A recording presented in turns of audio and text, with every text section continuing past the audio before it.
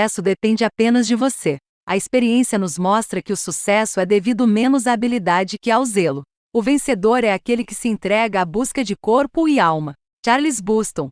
É comum ouvir as pessoas dizerem que, se tivessem uma chance de voltar no tempo, mudariam por completo e fariam tudo diferente para ter uma vida melhor, mais equilibrada e com menos estresse. Como profissional de tecnologia, acredito que um dia o homem será capaz de inventar uma máquina do tempo. Albert Einstein já demonstrou que essa ideia pode parecer ousada, mas não é absurda. Mesmo que isso seja verdade, é bom parar para pensar. O que lhe assegura que uma mudança em seu passado lhe traria um futuro melhor? O que garante que as alterações no roteiro de sua vida significariam mudanças positivas ou negativas? Essa resposta ninguém sabe. Se você é uma dessas pessoas, que tal parar de viver no passado, que ainda não pode ser alterado, e começar a viver no presente e pensar no futuro? Viver no mundo das hipóteses, se tivesse feito, se tivesse falado, se tivesse isso ou aquilo, é muito desgastante, e nada vai lhe proporcionar além de perda de tempo. Este é um livro sobre a administração do tempo, mas o foco principal será você, e não seu relógio. Passamos a vida preocupados com o tempo que passou e com o tempo que virá e acabamos nos esquecendo de viver aqui e agora. Precisamos começar a esquecer do tempo e prestar mais atenção à vida, ao presente. É preciso mudar o paradigma. Muitas pessoas vivem à espera do momento certo para mudar de vida, mudar de estilo, mudar de hábitos. Às vezes esperam uma vida inteira e esse momento nunca chega. Se você está lendo este livro, deve estar buscando alguma forma de gerenciar melhor seu tempo, ou de se organizar, ou aprender a definir metas e prioridades. Esses objetivos não podem ser apenas aprendidos, eles devem ser incorporados por meio de uma atitude pessoal diferente. Às vezes o estresse e a falta de tempo estão tão enraizados em nossa vida que não conseguimos enxergar uma solução para esse problema. Isso pode ser resolvido desde que você mude a forma de encarar as situações que o impedem de seguir adiante. Não espere. Aproveite e transforme o agora no momento certo para mudar e refletir. E dê a si mesmo uma nova chance para pensar nas coisas que realmente são importantes para você. Mude seu paradigma para não passar a vida carregando a sensação de que chegou tarde à festa, e que as outras pessoas ficaram com a melhor parte do bolo. Você não vive o tempo, você vive a vida. Havia um homem muito rico que possuía muitos bens. Tinha uma grande fazenda, muitas cabeças de gado, e vários empregados a seu serviço. Ele tinha um filho único, um herdeiro natural que, ao contrário do pai, não gostava de trabalho nem de compromissos. O que ele mais gostava era de festas, de estar com os amigos e de ser bajulado por eles. Seu pai sempre o advertia de que aquelas pessoas só estavam ao seu lado porque ele tinha algo a lhes oferecer, e que, quando a situação mudasse, elas o abandonariam. Os insistentes conselhos do pai o aborreciam, e ele logo se afastava sem lhe dar a mínima atenção. Um dia o pai, já idoso, mandou que os empregados construíssem um pequeno celeiro, dentro do qual ele mesmo instalou uma forca. Junto a ela colocou uma placa com os dizeres: para você nunca mais desprezar as palavras de seu pai.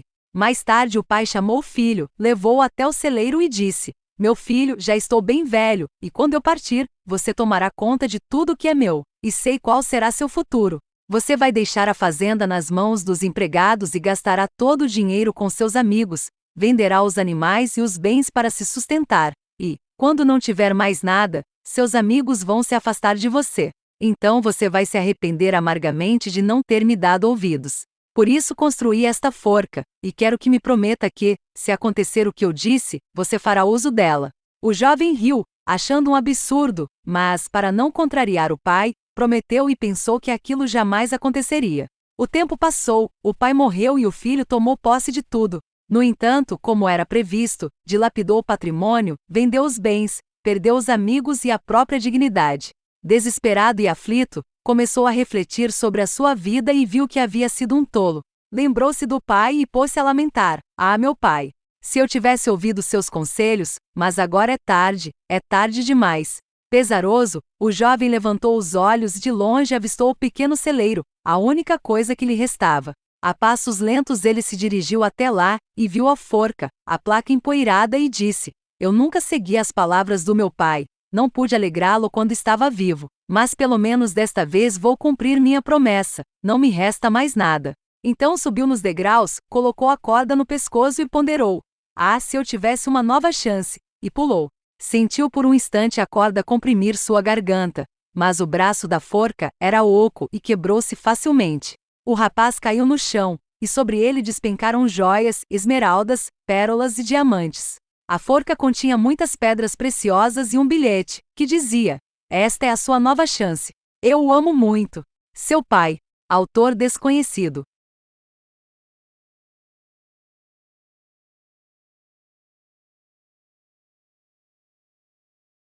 É claro que a metáfora citada fala de um caso extremo, de alguém que chegou ao fundo do poço, e mesmo assim pôde se agarrar a uma oportunidade que, afinal de contas, estava a seu alcance o tempo todo.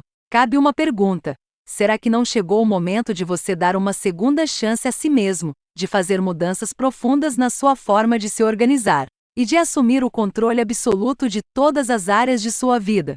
Se o momento é agora, então continue a ler este livro. Caso você não esteja disposto a mudar porque acha que esta não é a hora, coloque-o em sua estante para ganhar um pouco de pó ou dê de presente a um amigo. Já mostrei a muitas pessoas como administrar melhor sua vida e ter tempo para tudo o que consideravam importante, mas elas estavam dispostas a mudar e aceitar novos modelos mentais. Se você decidiu continuar, quero pedir sua colaboração. De nada adianta ser apenas um leitor deste livro.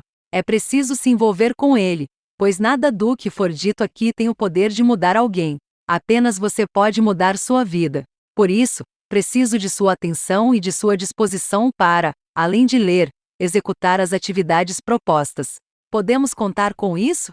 Nos treinamentos da Triad PS, minha empresa é especializada em produtividade, e em palestras que faço sobre este assunto. Muitas pessoas me procuram e contam que já fizeram diversos cursos de gerenciamento do tempo. Leram os livros, compraram agendas, mas não conseguiram atingir seus objetivos. Após algumas semanas, as técnicas já não fazem o mesmo efeito, e muitos já não conseguem mais administrar o tempo com eficiência. Eu comecei a me preocupar com isso muito cedo. Desde os 15 anos, tenho buscado livros e informações sobre o assunto. Fiz uma série de cursos na expectativa de conseguir aproveitar melhor o meu dia e sempre me frustrei. Descobri que as técnicas mágicas apresentadas por muitos autores não ajudam em nada, apenas fazem de você um robô neurótico com um relógio, cheio de regras e padrões. Prefiro as abordagens que são mais coerentes ao associar o tempo a critérios de importância que priorizam relacionamentos. Esta é uma visão que compartilho. Independentemente da linha de pensamento a ser seguida, de nada adianta querer gerenciar seu tempo, se você não estiver disposto a mudar sua vida, e a substituir velhas manias, por novas formas de viver e trabalhar. Os antigos chineses diziam que não se pode colocar chá fresco e quente numa xícara cheia de chá velho e frio. Apenas quando eliminamos da nossa rotina as coisas que não funcionam e estabelecemos novos padrões e que conseguimos assumir o controle da nossa vida. Acredito em 3 grandes poderes que contribuem para a mudança pessoal. Para mudar, você precisa ter algo a conquistar, um sonho. Precisa escolher lutar e viver por esse sonho, e, assim que sua decisão estiver tomada, deverá partir para a ação que o levará a concretizá-lo. Como dizia o político e pensador americano Walter Bowie, os milagres têm sido realizados por homens que conservaram suas habilidades para sonhar os grandes sonhos. Esses 3 poderes formam a primeira trindade comentada neste livro, a Tríade da Mudança. Conheci grandes executivos, empresários brilhantes, pessoas de extremo sucesso nas quais consegui identificar de forma marcante estes 3 poderes: sonhar, escolher e agir. O poder dos sonhos. Se fizéssemos uma analogia entre a vida e um carro, o sonho seria o combustível. A força de um sonho é incrível. Pessoas são capazes de remover montanhas em busca de seus sonhos. Faça uma retrospectiva. A maioria das grandes invenções e inovações da humanidade nasceu de sonhadores que tiveram a coragem de realizar. Por mais absurdos que pudessem parecer na época, muitos sonhos se tornaram realidade. A frase a seguir é de T.I. Lawrence, o oficial inglês que cultivou o sonho de unificar os povos árabes. Todos os homens sonham, mas não da mesma forma. Aqueles que sonham à noite, no recesso empoeirado de suas memórias, se levantam no dia seguinte para se dar conta de que seus sonhos eram apenas futilidade. Mas os que sonham durante o dia com os olhos bem abertos, são homens perigosos. Eles representam seus sonhos para torná-los realidade. Leonardo da Vinci foi um dos maiores gênios de seu tempo. Muitos o conhecem apenas por suas obras de arte, mas ele foi muito mais do que um artista. Foi, acima de tudo, um grande sonhador. Em sua imaginação ele concebeu o avião, o paraquedas, o telefone e muitas outras invenções que viriam a se tornar realidade séculos mais tarde. Há dezenas de exemplos de grandes sonhadores. Você vê coisas e diz, por quê? Mas eu sonho coisas que nunca existiram e digo, por que não? George Bernard Shaw, dramaturgo inglês, de 1856 a 1950.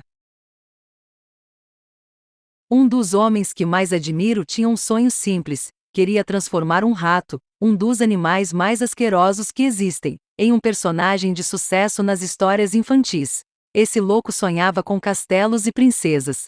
Imagine quantos não e quantas risadas ele ouviu. Esse homem ousou, e de seu sonho fez nascer o Mickey Mouse e a Disney, uma fábrica de sonhos capaz de inspirar pessoas até hoje.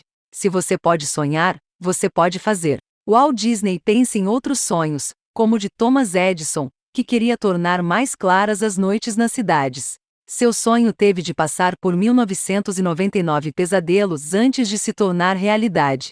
Pense no sonho de o homem ir à lua, no sonho da liberdade no tempo da escravidão, no sonho da televisão quando o rádio ainda era uma tecnologia incipiente. Quantos sonhos ainda vão surgir e quantos deles nem sequer serão conhecidos? Nossa sociedade é um exterminador de sonhos. As crianças estão perdendo a mágica de sonhar. Os desenhos animados representam guerras, lutas ou cibernética. As músicas estimulam o culto ao corpo, e as escolas insistem em que o futuro reside na posse de um diploma. Está certo. Saúde e cultura são fundamentais, mas seu poder torna-se limitado na ausência dos sonhos. É preciso estimular as crianças a sonharem, a buscarem essa magia perdida e a inocência das ideias espontâneas. O que seria da sociedade atual se não fossem os sonhadores do passado? Se seu futuro depende de seus sonhos, então vá dormir. Autor desconhecido. O mundo de um cego é definido pelo limite de seu tato. O de um homem ignorante, pelos limites de seu conhecimento. Já o mundo de um grande homem é definido pelo tamanho do seu sonho. Autor desconhecido. O poder do sonho define o lugar aonde você quer chegar, um novo patamar a se alcançar, e gera naturalmente a vontade de mudar. Esse é o primeiro pilar de qualquer processo de mudança, seja pessoal ou corporativo. Se não tivermos realmente um porquê, não há motivos que sustentem a criação de um novo padrão, que façam você querer ter mais tempo, e que façam você mudar. O que você gostaria de ter? O que gostaria de ser? O que quer fazer? Quais são seus sonhos? Quando você tem um sonho muito forte e claro, essa chama não pode ser apagada. O poder da escolha. Se não decides tuas prioridades e quanto tempo dedicarás a elas, alguém decidirá por ti. Harvey Mackay. As coisas não mudam. Nós é que mudamos. Henry David Thoreau. Deus foi muito justo ao nos conceder o livre-arbítrio, nosso poder de decidir e escolher o que é melhor para nós.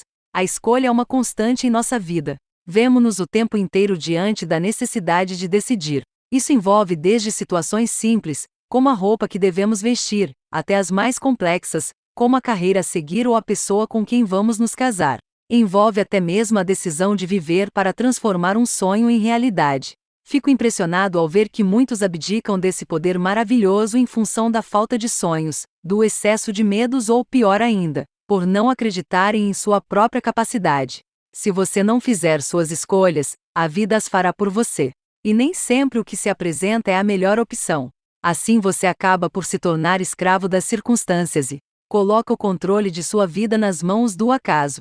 Se por algum motivo, você sentir necessidade de mudar, e mais do que isso, de transformar sua vida, é necessário sair do seu estado atual para um novo patamar. Lembra daquele ditado que diz que se você continuar fazendo as mesmas coisas, vai obter sempre os mesmos resultados?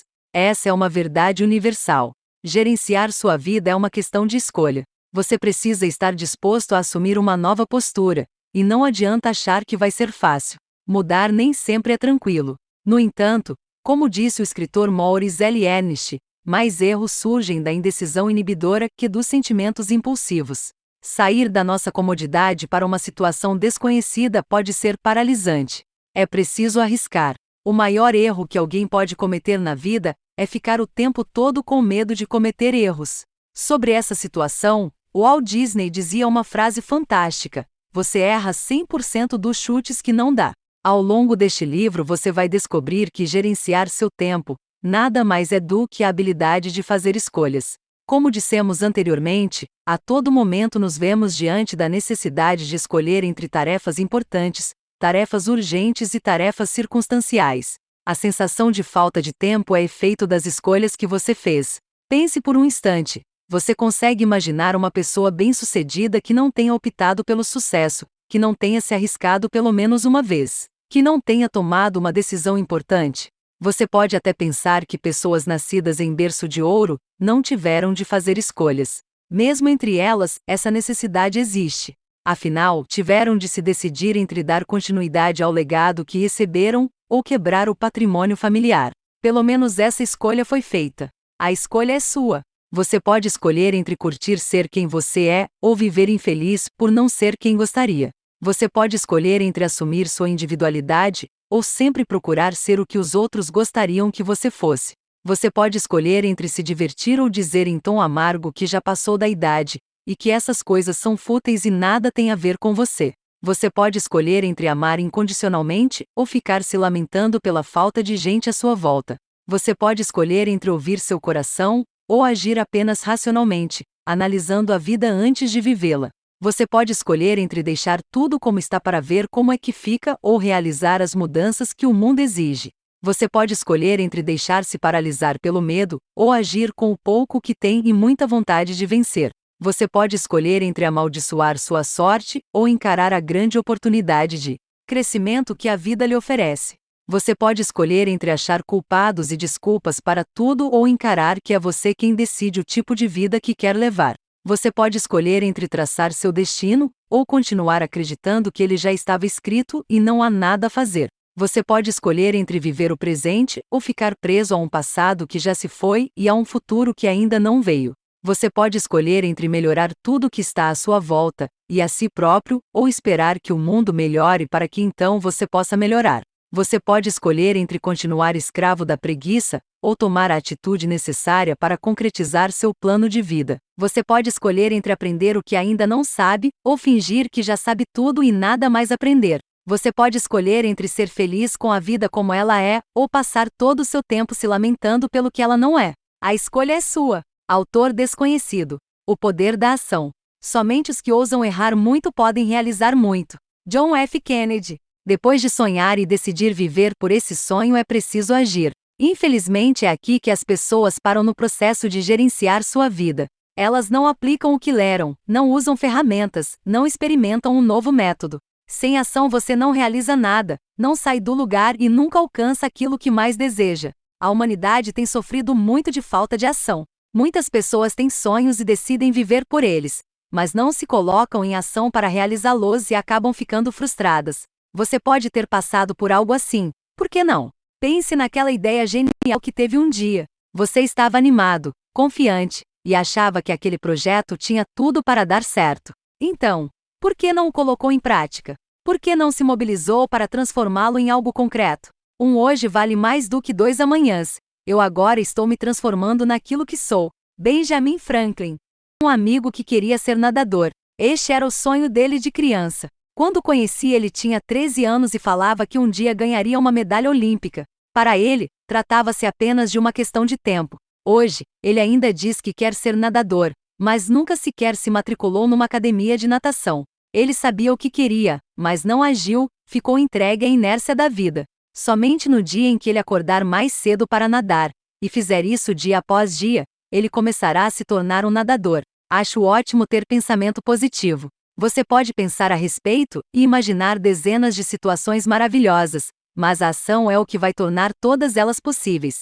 As razões para não agirmos são diversas e vivemos dando desculpas a nós mesmos para não realizarmos o que queremos. Sem medo de agir um rei submeteu sua corte a uma prova para preencher um cargo importante. Um grande número de homens poderosos e sábios reuniu-se ao redor do monarca. Ó vós, sábios, disse o rei, eu tenho um problema, e quero ver qual de vós tendes condições de resolvê-lo. Ele conduziu os homens a uma porta enorme, maior do que qualquer outra por eles já vista. O rei esclareceu: Vedes aqui a maior e mais pesada porta de meu reino. Quem dentre vós podeis abri-la?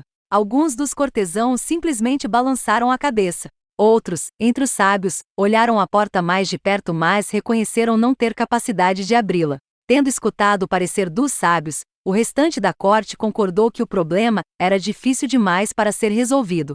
Somente um único vizir aproximou-se da porta. Ele examinou-a com os olhos e os dedos, tentou movê-la de muitas maneiras e finalmente puxou-a com força. E a porta abriu-se. Ela estava apenas encostada, não completamente fechada. E as únicas coisas necessárias para abri-la eram a disposição de reconhecer tal fato e a coragem de agir com audácia.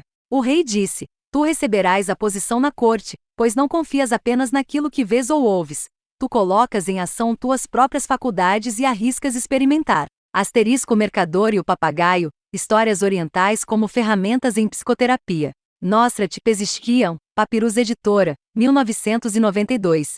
Será que não está na hora de começar a agir, de fazer a diferença? O que você está esperando? Se quiser algo e não fizer nada para consegui-lo, nada acontecerá. Os obstáculos podem parecer muitos, mas o maior deles é a falta de ação. Escolha entrar em ação e comece hoje a vencer suas barreiras e ir em busca de seus sonhos. Não tenha medo. O sucesso é constituído de 99% de fracasso. Soichiro Honda, fundador da Honda Motor Company. Ação é uma palavra essencial no gerenciamento do tempo. Este livro sugere uma metodologia que torna o caminho mais fácil. Se você deseja mais tempo em sua vida, menos estresse e mais felicidade, é preciso mudar. Defina seus objetivos, escolha viver por eles e entre em ação. Essa é a tríade da mudança que faz com que você saia do lugar. Por que escolhi esse tema? As pessoas sempre me perguntam por que eu escolhi dedicar minha vida ao estudo da administração do tempo. Aparentemente, isso nada tem a ver com a minha carreira, mas duas razões especiais atraíram minha atenção para o assunto. A primeira está relacionada com minha profissão. Sempre trabalhei com tecnologia, mais especificamente, com o desenvolvimento e com a implantação de softwares para portais corporativos, intranets, e trabalho em grupo, colaboração. Dentre os vários benefícios da implantação dessas tecnologias, o aumento da produtividade nas organizações sempre foi, para mim, um ponto de grande interesse e desafio. Pesquisei e desenvolvi diversas ferramentas com a intenção de ajudar a resolver esse problema da forma mais adequada possível. Infelizmente, descobri que um portal ou uma solução de colaboração, por si sós, não são suficientes para tornar uma pessoa mais produtiva. Muito pelo contrário. Na maioria das vezes, a solução proposta se transforma em um ladrão de tempo ou em uma ferramenta que, por mais dinheiro que custe, logo é posta de lado pelos colaboradores da empresa. A busca para a solução desse problema foi um dos pontos de partida para aprofundar meus estudos sobre administração do tempo e produtividade pessoal. Eu estava buscando algo que pudesse ajudar pessoas a serem mais produtivas e que tornasse os portais mais úteis, funcionais e lucrativos. A segunda razão é mais simples e óbvia. Eu era extremamente desorganizado e estressado. Tentava fazer milhões de coisas ao mesmo tempo, mas na verdade não fazia nada direito e gastava muito tempo com isso. Sou o que muita gente por aí costuma chamar de profissional precoce. Desde os 15 anos venho fazendo cursos, lendo livros e artigos sobre o tema, mas só depois de desenvolver um tumor, aos 19 anos, resolvi mudar e adotar novos hábitos de vida. Nem é preciso dizer a causa do meu problema. Cheguei a esse ponto em razão do estresse, da correria diária e da falta de tempo. Por isso, passei a me interessar pela administração do tempo. Tomei como missão ajudar pessoas a não cometerem os mesmos erros que eu. Quero ajudá-las a se voltarem mais para as coisas que realmente fazem sentido. Isso tudo tem muito a ver com a minha história. Quando tinha 6 anos, eu era uma criança inquieta e sonhadora. Certo dia, meu pai me levou a uma empresa para ver o tal computador. Era maio de 1985, ele estava querendo comprar uma máquina igual àquela para sua companhia. Computador, naquela época, era uma grande novidade. Lembro-me como se fosse hoje. Fiquei fascinado diante daquela tela verde, de poucos atrativos visuais. Um mundo novo e empolgante estava se formando em minha mente. Naquele dia eu disse a mim mesmo, e ao meu pai, que ia ter uma firma com muitos computadores. Não sabia direito como, mas sabia que teria uma empresa de informática. Alguns dias depois, Minha professora do primário pediu que escrevêssemos uma redação sobre a profissão que gostaríamos de ter. Não pensei duas vezes. Escrevi que seria dono de uma empresa de informática. Ao ler minha redação, a reação dela foi desalentadora. Ela disse que eu sonhava alto demais, que era impossível ter uma empresa como aquela que eu imaginava. Hoje entendo sua reação. A informática parecia um sonho distante para o Brasil da década de 1980. Além disso, naquela época a mentalidade empreendedora não era muito valorizada no país. O objetivo das escolas e das famílias era fazer com que todo jovem tivesse uma boa formação e, depois de graduado, conseguisse emprego numa grande organização. Ser dono de empresa era visto como um sonho para poucos afortunados ou, na maioria dos casos, como uma saída para aqueles que não dessem certo num bom emprego. Hoje a visão é totalmente diferente. Empreender é algo que se ensina na escola. Nos dias que se seguiram, quando ia dormir, sonhava com a empresa funcionando e conseguia visualizá-la em todos os detalhes. Lembro de que ela seria instalada numa loja, como essas dos shopping centers de hoje em dia. Teria 2 andares e a cor predominante seria o azul. Eu via os clientes, os funcionários, os computadores. Meus sonhos eram muito reais e divertidos.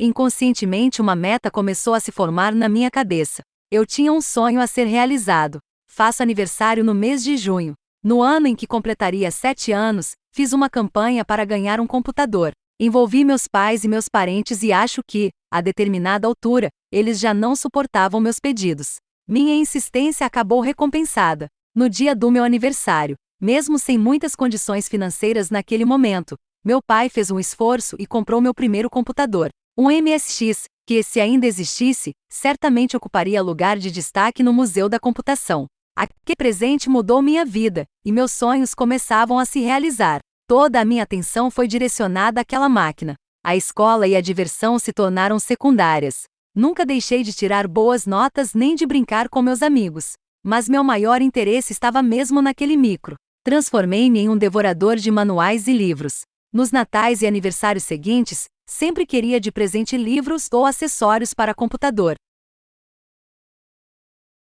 Algumas pessoas me advertiam de que estava perdendo a infância naquele computador, mas hoje discordo plenamente disso. Tive minha infância a meu modo, do jeito que me fazia feliz.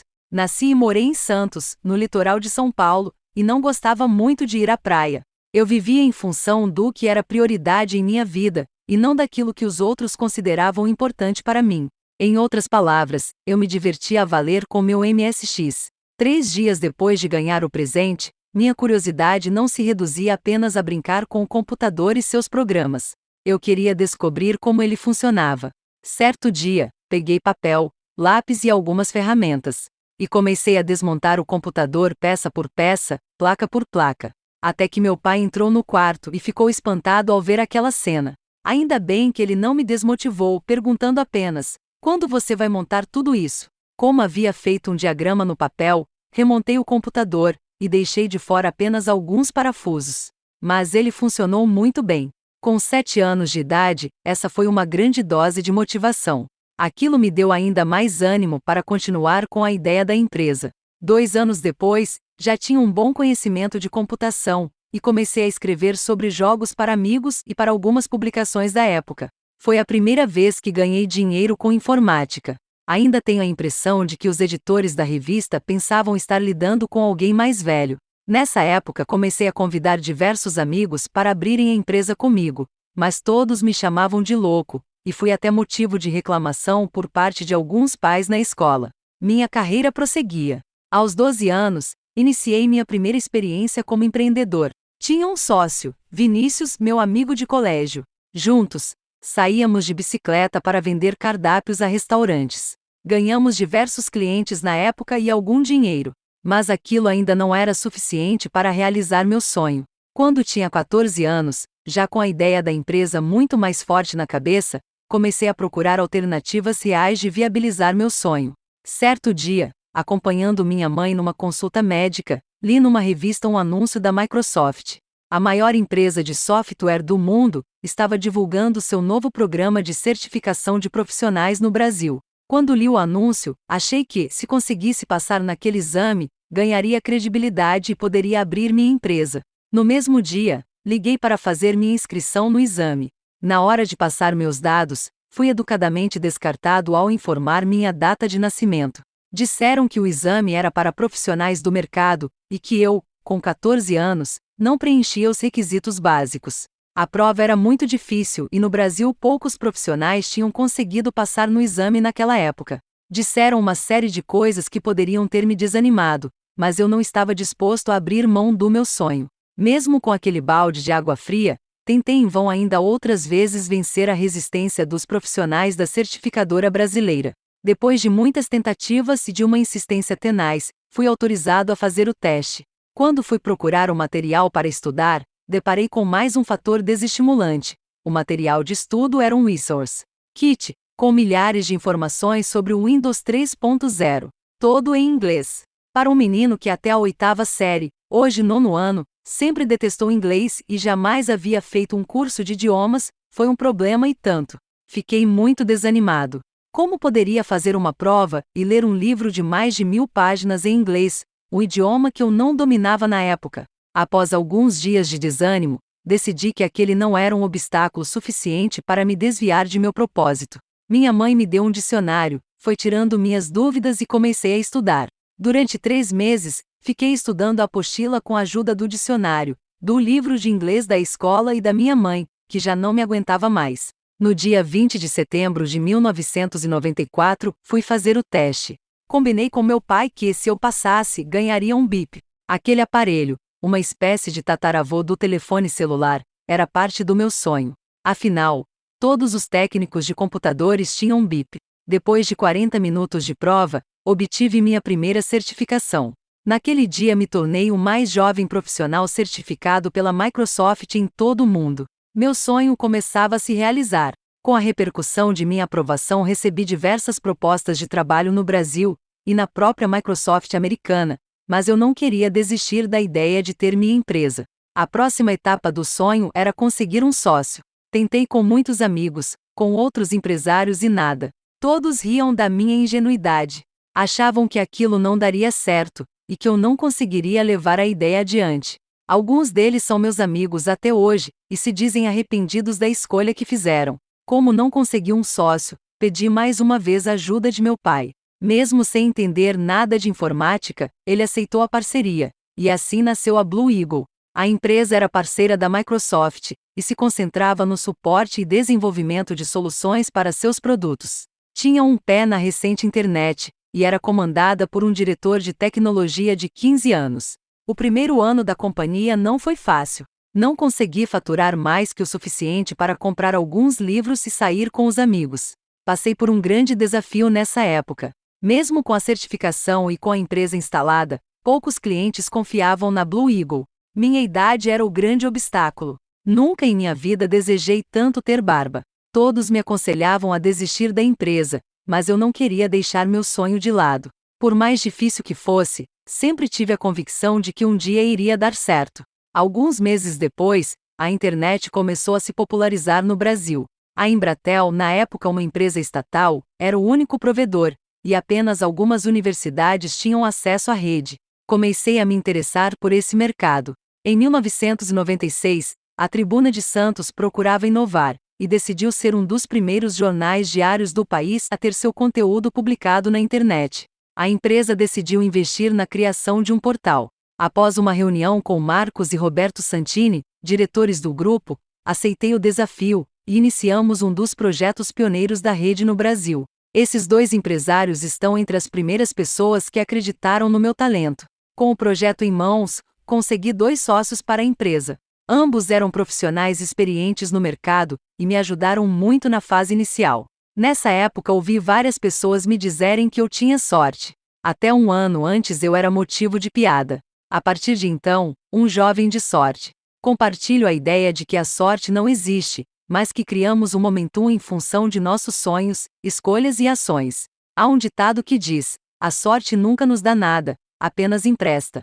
De qualquer forma, para mim, o tempo corria. Após esse projeto, outros surgiram. Desenvolvemos grandes portais na internet, e passamos a trabalhar com a criação de portais corporativos. A empresa cresceu no embalo da bolha que acrescentava uma série de zeros ao valor das empresas.com e ao meu bolso. De qualquer forma, minha história me ajudou a acreditar que, Se você quer alguma coisa, se realmente deseja mudar, você precisa de um sonho. Precisa decidir lutar por ele e partir para a ação. Eu conto essa história para jovens e adultos na intenção de provar que a escolha de viver pelo meu sonho e a disposição de agir para torná-lo realidade são as razões de meu sucesso pessoal. Não foi a sorte nem o acaso. Foram a perseverança e a mudança da minha atitude que fizeram tudo isso acontecer. No fim de 1998, o sonho quase acabou. O mercado brasileiro de internet passou a sofrer mudanças, ao redor do mundo, começou a quebradeira das empresas.com. Perdi meus sócios, alguns funcionários deixaram a empresa, clientes foram embora e eu me vi à beira da falência. Para contribuir ainda mais com uma situação que já não estava tranquila, descobri que ia ser pai. Havia conhecido a mulher da minha vida 3 longos meses antes, e já estávamos esperando nosso primeiro filho. No ano seguinte consegui um novo sócio, e comecei a reerguer a empresa. Mas não foi uma época fácil. Com 19 anos, uma série de problemas, a cabeça cheia de preocupações e a paternidade a caminho, atingi o máximo do estresse. Cheguei a perder o ano na faculdade. Eu já era dono de uma empresa relativamente grande, mas ainda não tinha diploma de curso superior, porque não conseguia tempo para ir às aulas. Trabalhava no mínimo 14 horas por dia e, por mais duro que eu desse, nunca parecia suficiente. Ganhei de brinde uma gastrite, que se transformou em úlcera e depois em um pequeno tumor. Vivia cansado, atrasado, estressado e ficava doente com muita frequência. Nas palestras e seminários que faço, ouço muitas pessoas se queixarem de situações muito parecidas com aquelas que vivi. Talvez você mesmo reconheça em alguns desses sintomas traços da vida que anda levando. Quando cheguei a esse ponto, decidi mudar. Foi nessa época que passei a me interessar de forma mais sistemática pelos cursos de administração do tempo. Comecei a pesquisar temas relacionados com a qualidade de vida.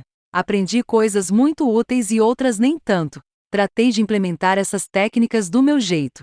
Adaptei algumas delas ao meu ponto de vista e passei a utilizar a tecnologia a meu favor. Após alguns meses, consegui incorporar novos hábitos. Minha vida mudou para melhor. O problema do nerd é que, quando gostamos de algo, investigamos a fundo a questão. Comecei a fazer muitos cursos de administração do tempo, e acabei me tornando instrutor de diversas empresas, de pequenas consultorias de RH, Timetec Daily, Franklin Covey, entre outras. O uso mais racional de meu tempo permitiu que eu me interessasse por outras atividades, além de minhas atribuições como empresário. Passei a me dedicar a outros negócios e à área de administração do tempo e produtividade pessoal com palestras, consultoria e tecnologia. Tornei-me também facilitador do Empretec, um programa para formação de empreendedores desenvolvido pelas Nações Unidas e aplicado no Brasil pelo SEBRAE, Serviço Brasileiro de Apoio às Micro e Pequenas Empresas. Ou seja, incluí novas atividades na minha vida. Não descuidei de minha empresa e ainda por cima, reservei mais horas para a família e para as coisas que mais gosto de fazer. Minha paixão pela administração do tempo e colaboração cresceu tanto que passei a realizar palestras, estudar e escrever muito sobre o tema. Em 2004 lancei a primeira edição deste livro, que se tornou um grande sucesso de público, e acabei me tornando referência no país e no exterior, com uma nova visão sobre o assunto. Naquele momento, queria me dedicar à tríade do tempo como um negócio principal, e não apenas como um hobby. Queria ajudar outras pessoas e empresas a conquistarem mais tempo como consegui. Em 2005 aceitei uma proposta da Prax, holding do Washington Oliveto, W Brasil, para uma fusão de sua agência de propaganda Popcom com a Blue Eagle. Em 2006 resolvi sair da empresa para me dedicar exclusivamente à Triad Productivity Solutions, Triad PS, empresa especializada em cursos, software e consultoria de produtividade e colaboração. Hoje a Triad é uma referência no mercado. Atendemos boa parte das 1.000 maiores empresas do país e algumas dos Estados Unidos. Temos um grupo de instrutores que ministram nossa metodologia em diversos países e nossos softwares se tornaram uma das maiores bases de produtividade do mundo. Treinamos milhares de executivos com o objetivo de aumentar a produtividade das empresas e ajudar quem trabalha a ter mais qualidade de vida. Minha função é expandir a empresa globalmente e continuar a pesquisar e descobrir novas formas de tornar as pessoas mais equilibradas. A Triad me permitiu realizar o sonho de ajudar pessoas. A Blue Eagle não existe mais com esse nome. Na verdade, faz parte de uma holding que abri para administrar pequenos negócios nos quais gosto de investir e cujo nome é Drodemaker. Aprendi que com mais tempo é possível ter mais atividades, mais dinheiro, mais realização, e tudo isso com saúde e disponibilidade para a família. Sonhar dá resultado, não há como duvidar. Por isso, escolhi esse tema. Quero compartilhar com as pessoas um método que lhes possibilite ter tempo para fazer o que querem e equilíbrio na vida pessoal e profissional. Isso é parte de minha missão de vida. Apresento neste livro o trabalho que desenvolvi a fim de lidar com meus próprios problemas de saúde e minha necessidade de mudar. O resultado é uma metodologia que, sem exageros, salvou minha vida e hoje ajuda milhares de pessoas. Gostaria muito que ela pudesse também ser útil a você.